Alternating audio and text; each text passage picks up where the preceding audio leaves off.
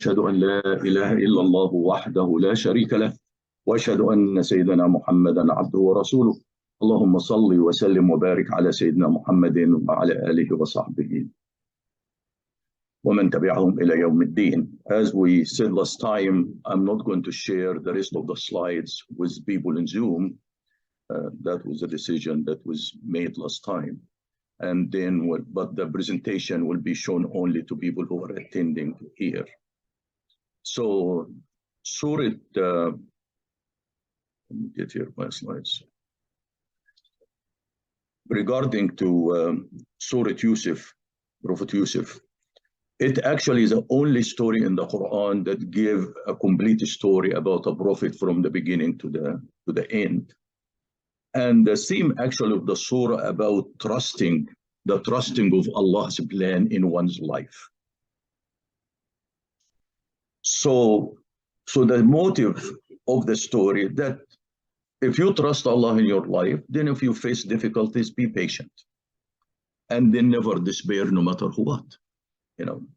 So the main takeout, the takeaways from the surah maybe comes in this ayat, in ayah 21, Wallahu ghalibun ala amri, walakinna akthara an-nasi la ya'lamun. And Allah has full control over his command, that whatever Allah wants is going to happen. But most people do not know it. And then the other ayah is probably 87, which says, لا ييأس من روح الله إلا القوم الكافرون. That certainly no one despairs of Allah's mercy except the people who disbelieve. So at no condition a Muslim should feel despair and lost. And the third ayah, which is ayah number 90, إنه من يتق الله من يتق ويصبر فإن الله لا يضيع أجر المحسنين. And that become our role. Surely who have taqwa and patience, Allah will never let the reward of those who do good go to waste. So as long as you have taqwa and patience, then in that case you should never despair, because whatever Allah has planned for you is going to be fulfilled surely in that regard. Before I go to the story, before I go to actually learn it from the surah, you probably, I'm sure all of them read the surah and you probably know all of the details of it, but I'll just hit on a major events on the surah just as a reminder. Yusuf was one of 12 sons for Prophet Yaqub, or Jacob, or Israel. So Israel, Yaqub, Jacob is all the same prophet. And Yusuf has, Prophet Yaqub has 2 wives. One wife has 10, and he married earlier and has 10 sons and older sons. But there is another wife he married later and has 2 younger sons, which Yusuf and Benjamin. So obviously, because of the father, this, probably new wife with younger sons, he will give them more attention. But that didn't, that actually didn't fall well with the older sons. But Yusuf, in his younger age, he had a dream. And the dream was that there is sun and the moon and 11 stars was prostrating to him. So he came and told his father this. And his father, who was a prophet, interpreted directly the dream, that Yusuf will actually become a prophet and will have a great position, that everybody will be actually under his control, including him and his wife, including the mother and the father and the 11, sons that he has. But he told him, actually, don't tell this story to your brothers because they might feel jealous from you. So in a way, if you think about it, the father knows there is something. Otherwise, know that his older children might feel jealous from this one. And he wasn't mistaken, because they were already jealous from Yusuf and the way his father treated him. So what they decided, they want to get rid of him. And you know the story. They decided, trying now to negotiate with the father to take him away with them. so they can either kill him or get rid of him somehow. So what they did, they throw him in a well. And then there is traveler coming in their way going to Egypt to get water from the well, picked Yusuf, and then took him and sold him as a slave in Egypt. And sold him to, fortunately, in the Minister of Finance in Egypt, which the title is Al-Aziz. Which is an interesting, when I putting Al-Aziz, then my son who was reading what I did, he wasn't feeling comfortable with it because he said Al-Aziz is one of the names of Allah. Can a person, you can call Aziz, but can you call Al-Aziz? Anyway, but that's the title, and Allah subhanahu used it in the Quran. So Yusuf became very handsome person, and Aziz treat him as a son. But when he grow up, the wife of the Aziz wants to seduce him. Anyway, the end of the day, he refused. And as a result of his refusal, they basically concocted a crime against him and put him in jail. While he was in jail, he had jailmates, obviously, and they must have recognized his righteousness and so on. So one time, these two jailmates have a dream. And then they asked Joseph to interpret the dream for them, which he did. And then one of the people with the dream, he told him, you are going to be freed and work in the palace of the king. You'll be closer to the king. So when you go to the king, remind him, tell him about my story. So anyway, and then that person forgot to tell the king until the king has a dream. And when the king has a dream, nobody can interpret this dream. So that person who was his mate in jail, then they remembered and told the king, I can get you the interpretation of the dream. So he went to Joseph, and Joseph told him, the interpretation of the dream. And as a result of this one, the king released him, and the rest of the story. And he became then the Aziz of Egypt, controlled everything. But now, any stories in the Quran, including this one, and since this one, the whole surah actually, it's not intended for us to sit down and enjoy, the story as a story, but actually to draw lessons from this story. So I'm going to try to derive a few lessons. Obviously, this is not a comprehensive list, but you can also derive as many lessons as you want. The first one that it teaches us, and it is a fundamental of faith, actually, for us, that Allah is in charge of everything that happens. Nothing happened on earth, but Allah basically allowed it to happen. And Allah is charged from it. And we notice that Allah changed the circumstances of Yusuf from a slave to a prisoner to be a free man to the highest position. And all part of Allah's plan. It is no way somebody will expect that a person who was a slave to suddenly to move through many steps until he reached that highest position. And in these steps was appearing from every point of view that is bad things. But it is part of Allah's plan to make him in the end he reached to be the guardian of all of the treasures of Egypt. And why Allah rewarded Yusuf with this? Because Yusuf has always strong ties with Allah and held on his morals. He never compromised no matter what. Which is so important because a lot of people, when the pressure comes, they basically compromise.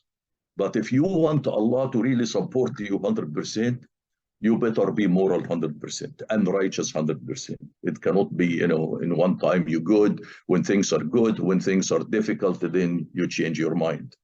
And this is why Allah subhanahu says, وَكَذَلِكَ مَكَّنَّا لِيُوسُفَ فِي الْأَرْضِ. And this we give Yusuf the control in the land. He could settle wherever he wished. And we bestow our mercy on, and this is a general statement, نصيب برحمتنا من نشاء ولا نضيع أجر المحسنين. That Allah subhanahu bestow mercy upon whomsoever he wish, and Allah will never let the reward of the righteous go to waste or get lost. So if you maintain your righteousness, you know that Allah subhanahu will reward you in this regard. The second maybe lesson we can draw from the story, that life is not straightforward up or straightforward down. The life has always ups and downs, and many things that run contrary to our expectation. Because many things that we perceive that it is bad, it turns out to be good later. And vice versa. Things that we probably perceive good, it might be harmful. And therefore, do the right things and don't worry about the results. You know.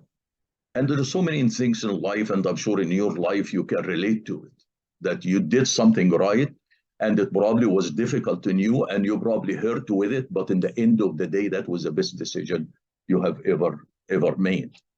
And this is with the same thing, you know, look at the story of, in the case of Yusuf. One, he was, you know, a greatly loved child with his father.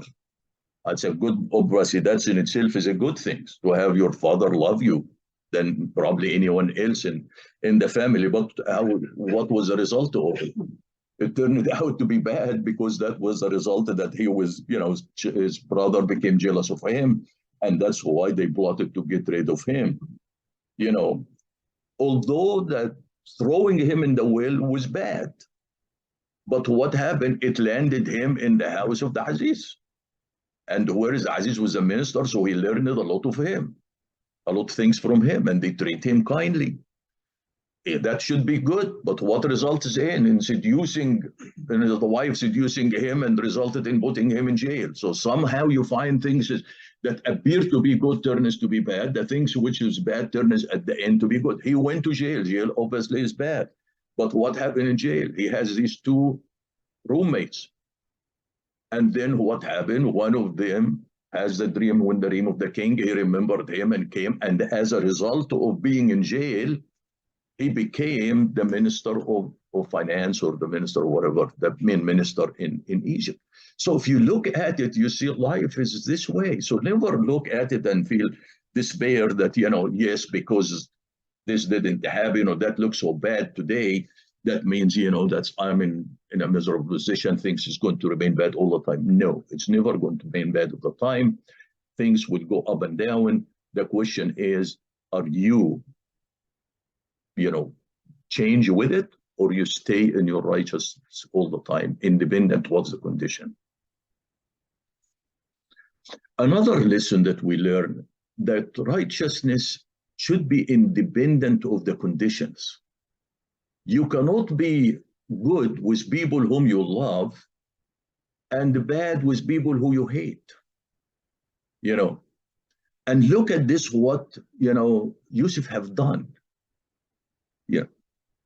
And the character of Yusuf, and this is something we should learn, never try to take revenge on anyone. You know, here is the king has this vision. And the vision we all know, that he saw 7 fat cows eaten by 7 lean ones. And he saw 7 green corn and 7 dry ones. So that's his vision. You know, 7 بقرات سمان يأكلهن 7 عجاف وسبع سنبلات خضر وأخر يابسات. I said, so, and then he asked, can anybody interpret this? And that tell you also, sometimes we think that the vision, proper vision, only come to the righteous people or to the prophets. No, it can come to anybody. Here is the king, was not even a Muslim or a believer, but he got a vision. Allah subhanahu revealed to him that vision. So what happened? Nobody could interpret the vision for the king. And but I said the jailmate of Yusuf who became a servant in the king's palace, remembered Yusuf and his ability to interpret the dream, and therefore he went to him. Now, Yusuf is in jail for a crime he never committed. You know, and now here comes to him the dream, the king's dream, and Yusuf knows the interpretation of the dream. And by his interpretation, he can save Egypt, or allow, if he doesn't interpret it properly for them, famine will hit Egypt, and that will be a major disaster for the whole country. and they probably could perish because there is no food. And he was unjustly treated. So what should he do? What would you do if you were in that situation? If you get arrested here and then you have something to know there is a big problem that happened in the country and you are the only one who knows the solution, and they unjustly, treating you, what would you do? And we notice what he did. He didn't even ask to be released before he interpreted the dream. The question is, well, I'm not going to interpret the dream unless you release me. I'm not going to interpret the dream unless you guys evaluate my case. I have been jailed for 10 years or whatever number of years unjustly before I tell you anything. Or if he wants to take a revenge on them, he could interpret the dream wrong or tell them, I don't know. But look what he did. He interpreted the dream exactly and went beyond the dream. First of all, he said, okay, you will grow 7 years, will be a prosperous years for you. You will grow crops for these 7 consecutive years. So we'll have good 7 years. But after the 7 years, you are going to be hit with a drought. It is going to be a dry years. You cannot produce anything. That could be it. That's the end of the dream. But now he started adding more. He said, now you have to store grains that you raised in the good years for the bad years. But so don't consume all of it. Keep part, recognize, use part of it for your livelihood, but store other part for it. But wait, when you store it, keep it on the, in a sumbolo, which means that you have to, what do you call the sumbolo? What's the translation for bonus? It is the, it's basically, yeah, the one that when don't to take it out from it, yeah. In what you've translated the ears, but the ears in general, the ear of the corn. But anyway, it is whatever. Don't when you cut it, don't separate it. Don't separate the grain from the chaff. Keep it together, and that's because what to preserve it. Otherwise, it will rot. If you store it for longer time in the storage without being on the chaff, then it's going to rot. So he gives them now a technical recommendation. And then he comes in and adds something else is very important that people could overlook it. It wasn't part of the dream. Okay, you have 7 good years. You raised enough food. You stored the sum and how to store it properly for the 7, other 7 years. But what will happen in the 15th year? It wasn't part of the dream. But he said, if it ended, the 7 bad years, the 15th year must be good. And if it is good, then it means that they must have enough grains to plant. Don't to consume all of them in the bad years. Otherwise, when it comes to the 15th year, when the water will come and the rain will come, then in that case, you don't have anything to plant. He said, don't eat off all of it in the second 7 years. Keep some so you can use it for planting for the 15th years. So he added so many things, and he's stopped. He didn't ask for anything beyond giving them the the interpretation that will save the country, if not the whole region. And he is still in jail. So obviously, when that guy went to the king and told him about the interpretation, the dream, he was so impressed with it. He said, bring him to me. Bring that person to me. Now, the Yousuf said, okay, it's good. Now I'm freed. He said, no, I'm not going to go until he check on my case to see if I was really guilty or innocent, which, what happened. Basically the king investigated the case and the women admitted that, he was accused of false. And therefore the king brought him to him and, basically wants to use him to be his appointed, actually he wants to become his right-hand man in this regard. But he didn't want to leave until his case become, basically settled. And he is in the great, basically his guilt has been removed. But the important part on that lesson, he never took advantage of his knowledge with country that did injustice to them, and not a country, not even a Muslim country. It's a non-Muslim, it's a kuffar at this time, Egypt. But he never took advantage or punished them for the crime they did. He never took revenge for it, in this regard. Obviously, a lesson that's important comes from the beginning, that parents should be careful when they treat their children, and don't assume that children are intelligent enough, smart enough, know that you should treat the younger child more kindly than maybe the older one, because children can become jealous. And this is what happened. Although that that its older sons, men, was feeling jealous from a child. But the interesting part of also in the story, so they started by saying what? إِذْ قَالُوا لَيُوسُفُ وَأَخُوهُ أَحَبُّ إِلَى أَبِينَا مِنَّا وَنَحْنُ عُصْبَةٌ إِنَّ أَبَانَا لَفِي ضَلَالٍ مُبِينٍ. Look at how they did it. And this is how you justify the crime, how people can justify crime. First of all, they came and said, oh, Yusuf and his brother are dearer to our father than us, but we are a stronger group. If you are strong, why the father should be so kind to you than the weak ones? But no, even that thing which they rationalize, they directly reverse it and said, oh, inna abana lafi dalalin mubin. It's our father is a clear error. He is wrong in this. And then came with a crime. I said, اقتلوا يوسف أو اطرحوه. Okay, kill Yusuf or cast him away from the other land. Then why? So your father become full attention to you. Your father give you full attention.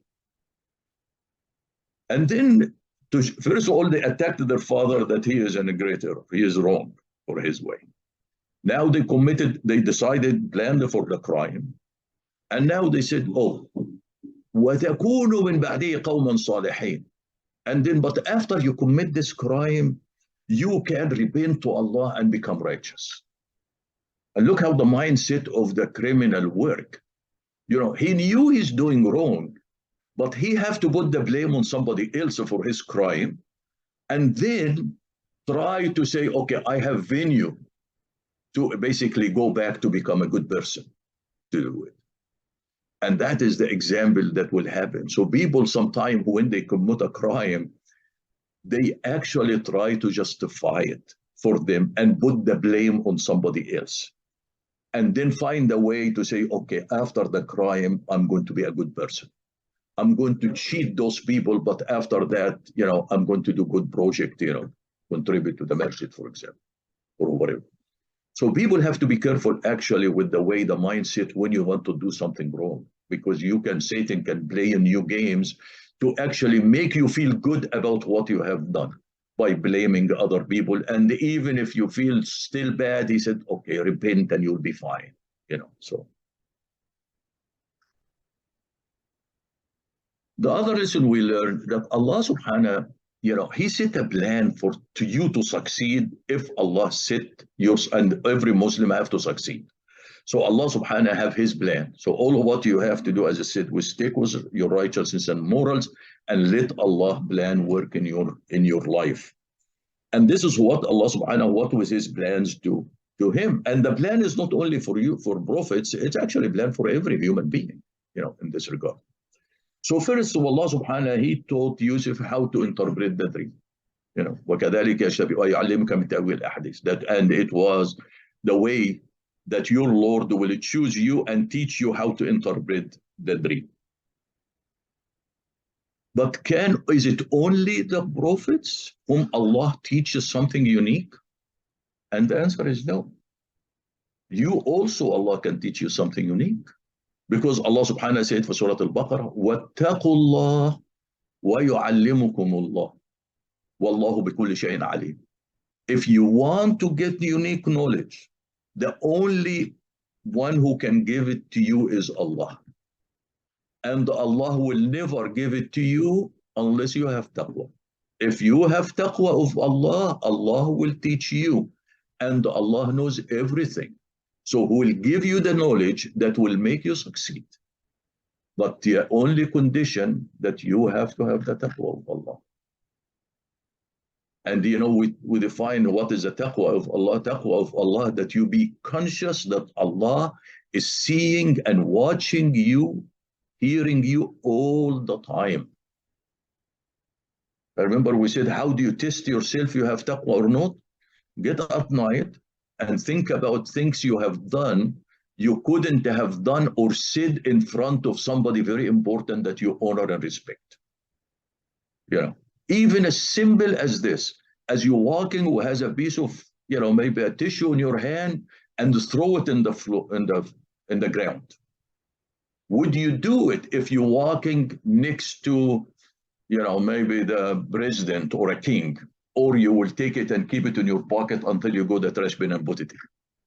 If you were embarrassed doing it in front of this, simple as this, then in that case, how come you do it in front of Allah subhanahu wa ta'ala?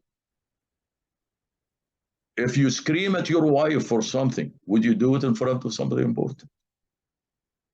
But how can you do it in front of Allah subhanahu wa ta'ala? That is the taqwa of Allah. If you try to make a shortcut, to make a deal, would you do it with somebody who's very important? Or you try to compromise and be nice and give him, even extra. So that is the taqwa. So if you want Allah subhanahu to teach you, you better stick with that discipline and the rule of Allah. If you have taqwa of Allah, Allah will teach you everything and ensure your success. If you try to compromise and the one time you have taqwa, other time when significant difficulty you don't have taqwa, then you are on your own. Don't blame anybody but yourself. The other lesson we probably can draw, that even if you should never feel in despair when you face difficulties.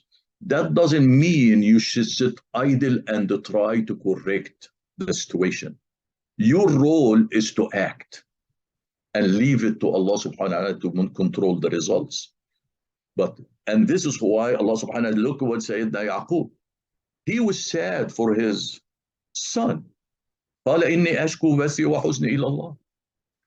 But then, so he was sad, and it's human nature that you should be sad when things bad happen to you and distressed with it. But then he told his children, يا بني اذهبوا فتحسسوا يوسف. Not sit but sad and cry all the time. He said, no, my sons, go and search for Yusuf and his brother, and do not lose hope. ولا تيأسوا من روح الله. Don't lose ever hope that you cannot find them. Certainly no one despairs from the mercy of Allah except those people who disbelieve. So here is he's sad, no despair, but action. So that is how people have to do it. But you sad and cry and be depressed and said, oh, this is what happened to me, I cannot do anything about it. This is not an act of a believer in this regard.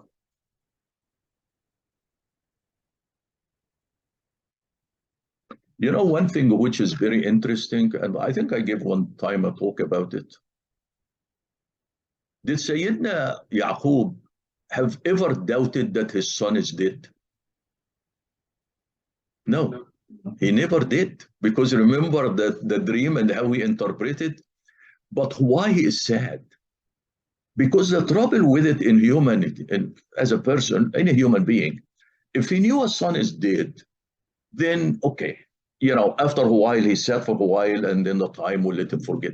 But if he knew he's alive, but you don't know where is he and what's happening to him, that's more stressful, actually, than being dead. And that's why when Yaqub was distressed and sad, he was not distressed because he knew that his son is going to die. No, he was stressed because he doesn't know. And this is almost, you have this worry. If your kids, leave the house and stay for a long time, you feel almost stressed of what happened to them and so on. So it was, interesting part the house, and this is why he was so, emphatic about saying, go and search for Yusuf and his brother. I know they are alive. All what you have to do and search for them. The other part of the story, which is interesting about morality, okay, I did something wrong to you, and I recognize it. How would you treat me? Do you keep reprimanding me all the time and reminding me of it? You know, so we can learn how Sayyidina Yusuf, did with his brother. Look at what his brother did. You know, their action led to all of his suffering, until reaching that position. So then he came to them and he wants to remind them. But he said, قال هل علمتم ما فعلتم بيوسف وأخيه? Did you know what you did to Yusuf and his brother? What is the difference? What is the difference between this, talking in the third person, what you did to somebody else called Yusuf, versus tell him, do you know what you have done to me and my brother? Even the question to them in itself coming in a polite way so they don't feel so bad. He disconnected himself from even that they have committed something against him. And then when they admitted, قالوا تالله لقد أثرك الله علينا إن كنا خاطئين, and by Allah, indeed Allah have preferred you above us and we are certainly were guilty. What he said? He basically said, قال لا تثريب عليك. Okay, he said, no reproach on you today. يغفر الله لكم وهو أرحم الراحمين. Allah will forgive you and he is the most merciful and of all mercifuls. But also another situation happened to show how he didn't even want them to feel bad. And when his parents came after they came to actually the dream now being fulfilled, he never chastised his brother in front of the parent. He never told the parent what they did to him. And then therefore, all what it is, he said, oh, this is the interpretation of my fulfillment of my dream. My Lord have it come true. He favored me when he released me from prison and brought you from the countryside after. Look at this. He said, okay, you brought from after my brother did this to me. He said, no. After Satan, بعد أن نزغ الشيطان بيني وبين إخواتي, after Satan have caused rift between me and my brothers. So he never even blamed the brothers. He said, it was Satan is the one caused the problem between us. To actually remove, because even if the brother did something and he accused them and reprimanded them in front of the parent will feel distressed. So he didn't even want this to happen. Not in front of the parent. And then he ended it by إِنَّ رَبِّي لَطِيفٌ لِمَا يَشَاءُ إِنَّهُ هُوَ الْعَلِيمُ الْحَكِيمُ, that Allah is certainly our Lord is subtle in what he wills. Truly he is all-knowing and all-wise. So that's what you do. If somebody does something wrong to you and they come to apologize, don't even force him to keep, apologizing to you. Just say, it's fine, it's gone. Maybe we all make mistakes, rather than trying to make him feel bad all the time. Another one probably is how you maintain humility, no matter what. And this is very interesting in the supplication of Prophet Yusuf. Prophet Yusuf was now in a very great position now. And still, he has this humility and the gratitude to Allah subhanahu wa ta'ala. When he comes and said, ربي قد أتيتني من الملك وعلمتني من تأويل الحديث فاطر السماوات والأرض أنت ولي في الدنيا والآخرة. Here is the ending that I want to focus on. My Lord, you have indeed bestowed on me some power and taught me some of the interpretation of the dream. You are the creator of the heavens and the earth. You are my guardian in this world and in the hereafter. You remember when we talked about Al-Fatiha? I said one of the lessons we learned that you always start to glorifying Allah, admitting your servitudes before favor upon you, before you ask for something. Here he said, he basically giving gratitude to Allah, he expressing his, glorifying Allah subhanahu wa ta'ala, and then asking. But what is he asking? He is a prophet. He said, توفني مسلما وألحقني بالصالحين. So his prayer and supplication, oh Allah, let me die as a Muslim and unite me with the righteous. So he himself is saying, he didn't admit that he is a righteous. He said, oh Allah, take me with the righteous. Those who you designated righteous, put me with them. And then ask Allah to come that he will die as a Muslim, although he is a prophet. You know. And sometimes we say, oh, you know, I'm a Muslim, I'm going to go to heaven directly. I mean, here is the humility and the understanding that, you know, whom are you talking to? Whom are you asking? You know.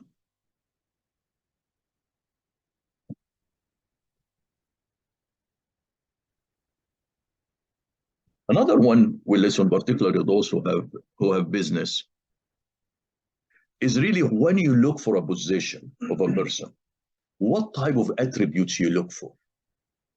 Sometimes we always focus in the knowledge and the degrees and so on. But really, as important, you have to look, is this person is honest or not?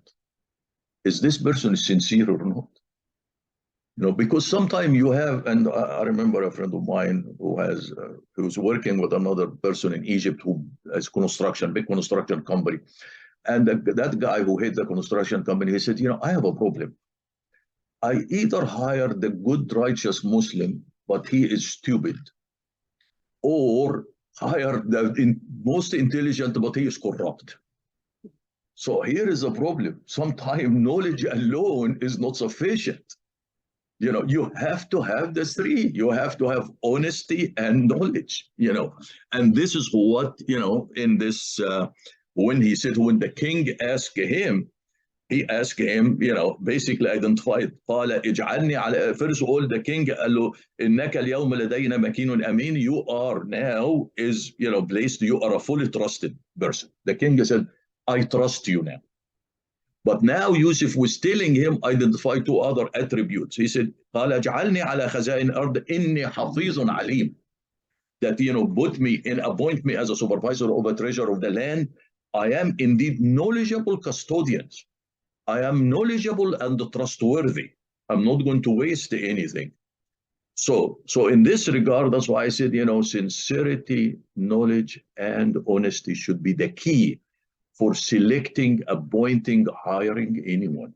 You know, the question is, now, we in Islamic organizations, in every a country selection of a president, this should be the criterion that you should use for selecting a person or voting for a person. Not because he's from your country, not because he's from your tribe, not because anything. You know, and the Prophet ﷺ, and I put several of them hadiths, I didn't translate all of them, but I give you the summary of all of them. The Prophet ﷺ said in so many hadiths, he said, a person in a position of authority. And the person in position of authority, if you are in a position of electing somebody or voting for somebody, you are now in a position of authority. So the Prophet says, a person in that position who has a position of authority will never smell the scent of heaven if he appoints somebody to a position and are others more qualified than him. So if you vote for a, you know, IGH president, a director, associate director, merely because you know them, and you haven't even searched it to see if there's somebody better than him or not, this is your punishment. So, and this is why never sell your hereafter with the benefit of somebody else in this life. Unfortunately, that's a lot of time what we do. We go in for election, and who's my friend, and I'll vote for my friend. The other guy might be more qualified, who cares? You know. But that is the teaching. That's why the Prophet ﷺ, righteous people came to him, his companion, and asked him for a position, and he said, no, you're not qualified. There's no shyness in here. You know, even if you work for a company and you're trying to hire some people, trusted you to hire some people, would you hire people whom you know, or you hire the best man for the job, or the best person for the job? I mean, honesty is honesty, you know, in this regard. So So that's a lesson that we all of us have to watch. And actually, the Prophet ﷺ continue, and such a person would have betrayed Allah and His Messenger and all the believers. So not only he will never smell the heaven, but this person have actually, basically cheated everybody, cheated even Allah. خان Allah, خيانة.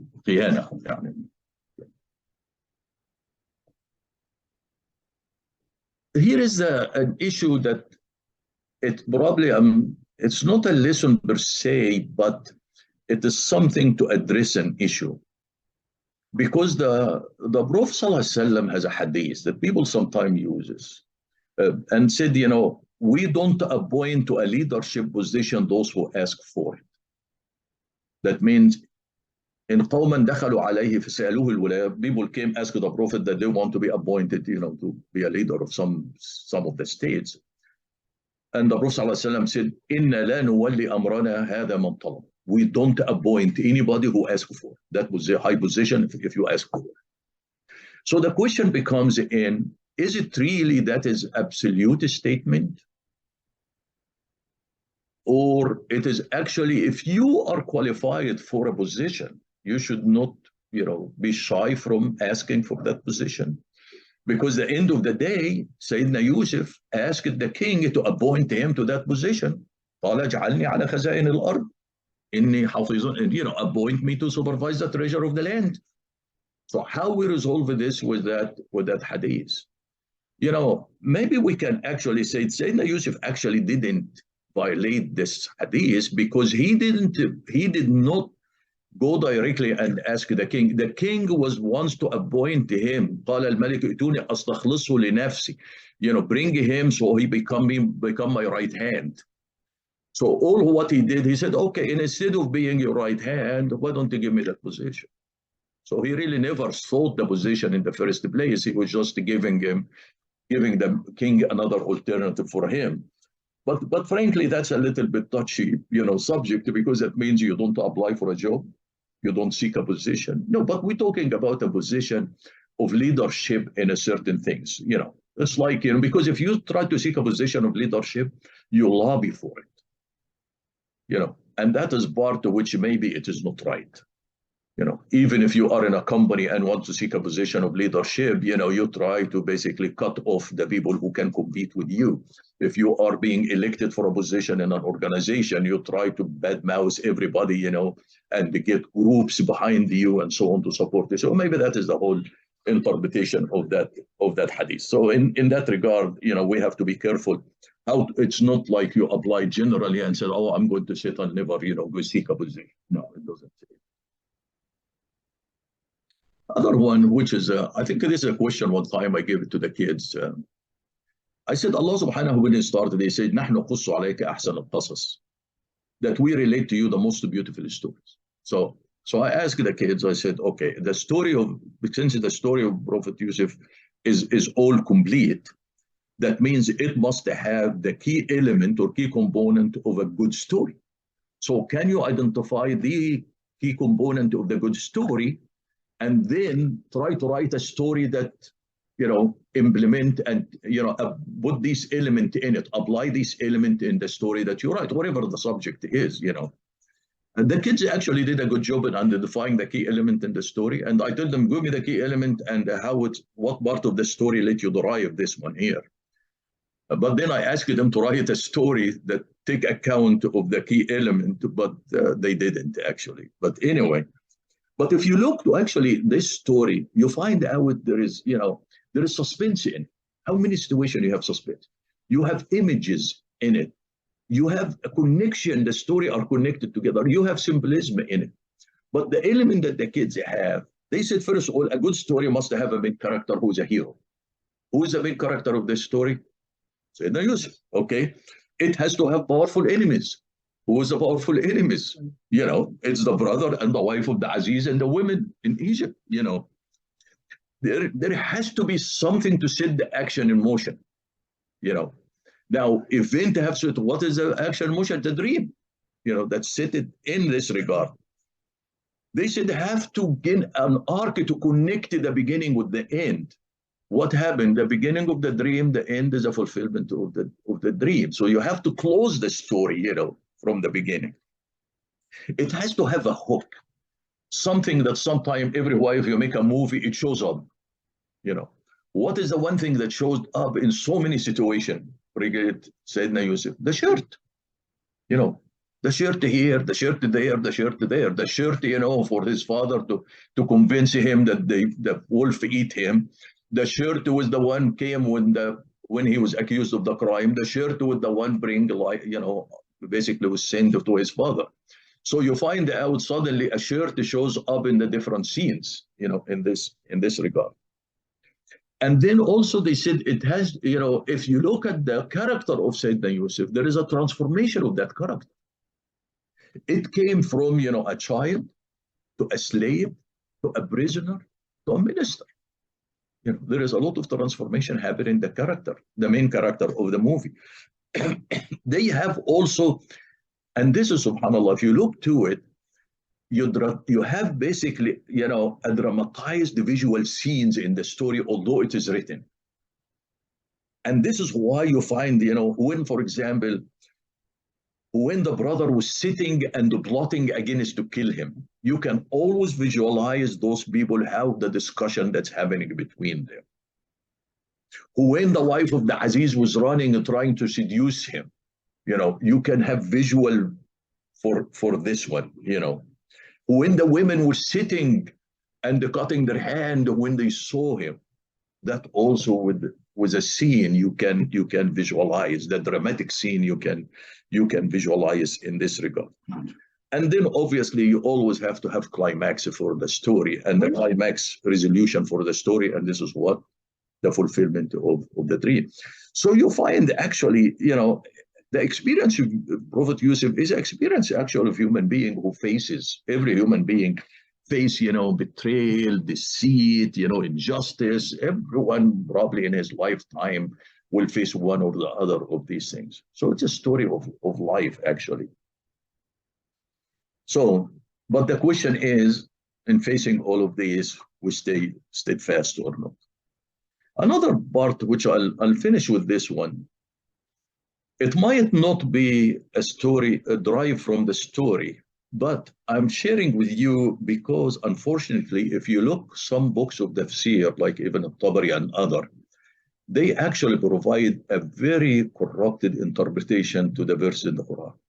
And I'm saying this maybe, I shouldn't say corrupted, but a mistake. Okay. And this is why, Allah subhanahu says at the end, He say, beware of heedless, avoid falling in shirk. Let me see. Yeah. Allah subhanahu say, وَكَأَيٍّ مِّنْ آيَةٍ فِي السَّمَاوَاتِ وَالْأَرْضِ يَمُرُّونَ عَلَيْهَا وَهُمْ عَنْهَا مُعْرِضُونَ وَمَا يُؤْمِنُ أَكْثَرُهُم بِاللَّهِ إِلَّا وَهُمْ مُشْرِكُونَ.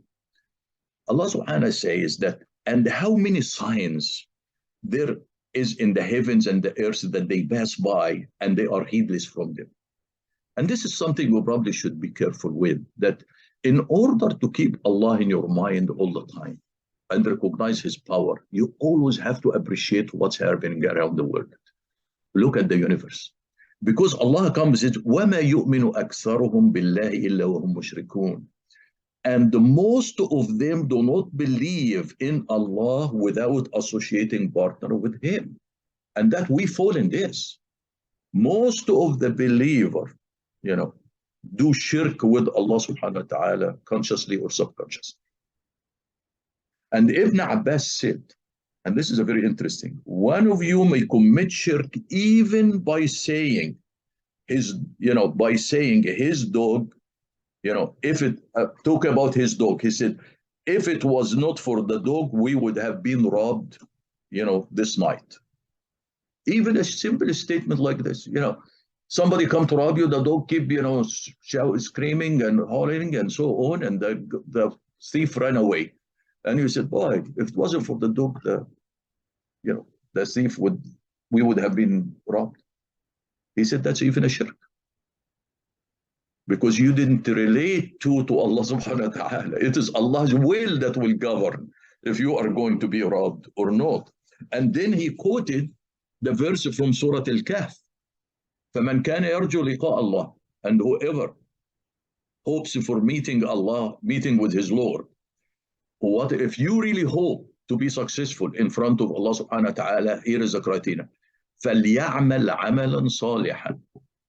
You do righteous deeds. وَلَا يُشْرِكُ بِعِبَادَةِ رَبِّهِ أَحَدًا. And don't associate anyone in worship with Allah. And worship, if anybody you feel he is in control of your future, in control of your life, in control of your job, you have committed shirk. I mean, it's a little bit subtle in this, and this is why the Prophet ﷺ says, "O people, avoid shirk. It is more hidden than the crawling of an ant."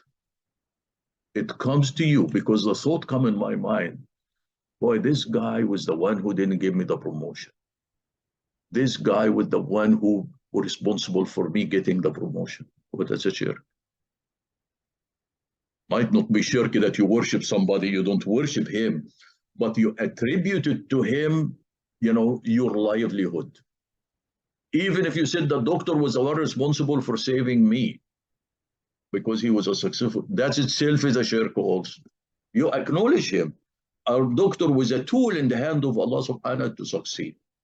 Your boss is a tool in the hand of Allah subhanahu wa ta'ala to give you the job, but always acknowledge Allah and don't bring the tool. That doesn't mean you don't thank. No, you should thank people when they do some favor to you. But it is a subtle things that sometimes we don't focus. But the reason why it's so important, because don't be angry then if you ask somebody to do something for you and doesn't do it. Because if you get angry from him, you have committed a shirk. Why? Because you thought it's in his hand to do whatever you ask him to do. So be careful. It's a subtle, and this is why the Prophet ﷺ, it is a crawling of an ant. And when the people asked the Prophet ﷺ, he said, how can we avoid it then? If it's like a crawling of an ant, how can we avoid it? And the Prophet ﷺ told them, he said, "Oh Allah, make this dua. Oh Allah, I seek your refuge from coming shirk, sorry. So, okay. I'm glad you committed here. I don't have it in the recording. From committing shirk that I know, and I seek your forgiveness from the shirk that I'm not aware of. So that dua, it's an easy to do it, It's what Allah subhanahu wa ta'ala يقول قل اللهم إني أعوذ بك أن أشرك بك وأنا أعلم وأستغفرك لما لا أعلم. I seek refuge from doing the shirk that I know, and I seek forgiveness from a shirk that I do not know. I might do it without being aware of it. Why I focused in this one? Because there is this verse in the surah, verse 42. And people who can go back and read some interpretation for this. وَقَالَ لِلَّذِي ظَنَّ أَنَّهُ نَاجٍ. This is now Sayyidina Yusuf is talking to the person who he interpreted his dream, the jailmate, who interpreted his dream that he is going to be saved. Okay. So so وَقَالَ الَّذِي. So when Yusuf was telling this person, telling what? اذْكُرْنِي عِنْدَ رَبِّكَ. Mention me to your Lord, to the king. Okay. فَأَنْسَاهُ الشَّيْطَانُ ذِكْرَ رَبِّهِ. Then Satan make him forget mention of his Lord. Who Satan make him forget? Did he make Sayyidina Yusuf forget to mention Allah? Or Satan make the prisoners to forget to mention Yusuf in front of his Lord? Obviously, the logic will be that Satan, basically made the prisoner to forget to mention it. He told him, remember me, tell the king about me, and after a while the guy forgot, to do it. And then as a result of his forgetfulness, because he didn't mention it the first day he left and he met the king, the prisoners, then Yusuf lasted in jail for some additional time. فلبث في السجن بضع سنين. He lasted another, few more years in the jail. The bad interpretation comes in and said, no, it is Yusuf Satan make Yusuf forgot to mention Allah. So as a punishment for him, Allah made him, stay in jail for a long time. But that's obviously, cannot be true, Because remember, even in this plan of Allah subhanahu wa ta'ala, Allah made Satan forget. Makes Satan let the guy forget. So Allah subhanallah, Allah uses so many tools to achieve his goals, including Satan. If Satan didn't make the guy forget, if Satan knew that the forgetfulness of the guy, the prison mate or the jail mate, to tell the king from day one is going to help Yusuf, he would have never allowed him to forget. Because what happened, assuming in the first day, he went in and told the king, and Yusuf was released, and then after this, he was innocent, he left the country, he went back, and so on. He would never achieve the position. But Allah wants to delay it until the king, at the time that Allah decreed, the king will have the dream. And Yusuf will be available. Nobody will look for him. So Satan was the one, Allah used Satan to let that, prisoner to actually forget. So they can Yusuf stay a little bit longer until the king have his dream. But if you look for Tabari and the others, you find they interpreting it this way, and they're quoting a hadith. This hadith, just if you ever read it, it is a very fabricated, weak hadith.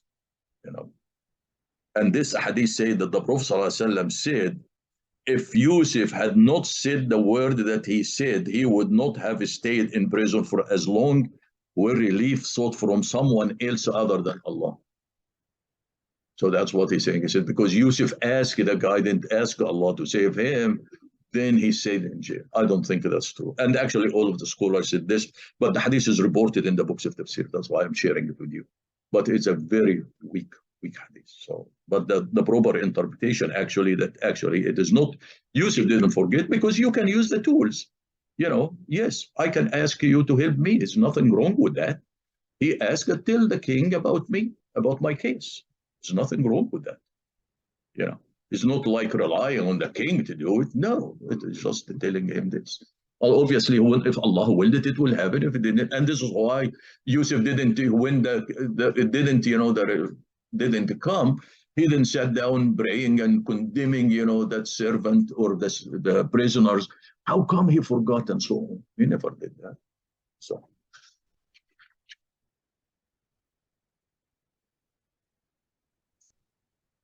So I hope these are, these are just a few lessons for you. But, I really, as you go in, maybe we can build this, I put here like, 12 lessons. You probably, as you read it, you might come with additional lessons that you can share with all of us. اللهم صل وسلم وبارك على سيدنا محمد وعلى آله وصحبه. اللهم اهدنا فيمن هديت وعافنا فيمن عافيت وتولنا فيمن توليت وبارك اللهم لنا فيما أعطيت وقنا واصرف عنا شر ما قضيت، فإنك يا ربنا تقضي بالحق ولا يقضى عليك. اللهم ادخلنا برحمتك في عبادك الصالحين. اللهم اخرجنا من ظلمات الجهل والوهم إلى نور العلم. اللهم علمنا ما ينفعنا وانفعنا بما علمتنا وزدنا علما. اللهم اجعلنا ممن يستمعون القول فيتبعون أحسنه. اللهم اكفنا بحلالك عن حرامك وبطاعتك عن معصيتك وفضلك عن من سواك. اللهم بفضلك ورحمتك على كلمة الحق والدين. اللهم انصر الإسلام وعز المسلمين يا أكرم الأكرمين. Oh Allah, spread your mercy upon us, shower us with your blessings, increase our knowledge, grant us forgiveness, and reward us with the company of the prophets in the Firdaus al-A'la. Oh Allah, purify our heart, strengthen our faith, increase our knowledge, and make us benefit from what you have taught us. Oh Allah, forgive our parents and all our friends and relatives who have passed away. Oh Allah, make their graves a garden from heaven and grant them the Firdaus al-A'la. Oh Allah, we have many of our friends and relatives who are sick. Oh Allah, we have our son Ma'raj, our daughter Aisha Wani, the wife of our brother Anis, and several others. Oh Allah, grant all of them full and speedy recovery. Oh Allah, guide our children, protect them and make them righteous. Oh Allah, we ask you with every name you have elected for yourself, that none of us leave this gathering, but his pains have been relieved, his worries have been removed, his debts have been paid, his weaknesses have been concealed, his sins have been forgiven, and his needs have been fulfilled. سبحان الله وبحمده عدد خلقه ورضا نفسه وزنة عرشه ومداد كلماته. سبحان الله وبحمده عدد خلقه ورضا نفسه وزنة عرشه ومداد كلماته. سبحان الله وبحمده عدد خلقه ورضا نفسه وزنة عرشه ومداد كلماته. والعصر إن الإنسان لفي خسر إلا الذين آمنوا وعملوا الصالحات وتواصوا بالحق وتواصوا بالصبر.